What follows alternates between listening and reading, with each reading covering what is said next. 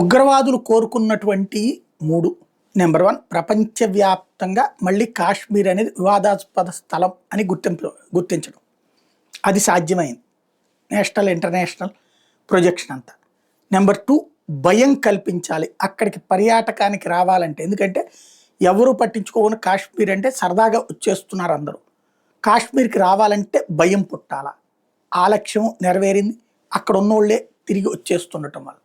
Number 3, కాశ్మీర్లో ఉన్నటువంటి వ్యాపారాలు, పరిశ్రమలు అన్నీ నష్టపోవాలా, మునిగిపోవాలి. తద్వారా అప్పుడు వాళ్ళందరూ మళ్ళీ పాత పేదరికం వైపుకి వెళ్ళాలి.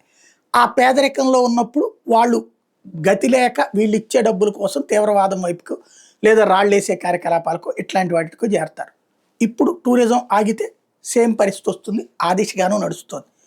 ఓవరాల్గా భారతదేశంలో ఉన్నటువంటి భారత వ్యతిరేక శక్తులు, అంటే భారత్లోనే ఉన్నటువంటి భారత వ్యతిరేక శక్తులు పాకిస్తాన్ ప్రేమించే శక్తులకి సంతోషాన్ని నింపాలి.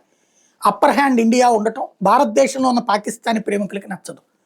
వాళ్ళకి ఇప్పుడు చాలా సంతోషం. మనం నిన్న అవి కూడా చూసాం కదా, ఎలాంటి సంతోషంతో ఉన్నారో. అది నడుస్తోంది. వాళ్ళు కోరుకున్నదైతే జరిగింది.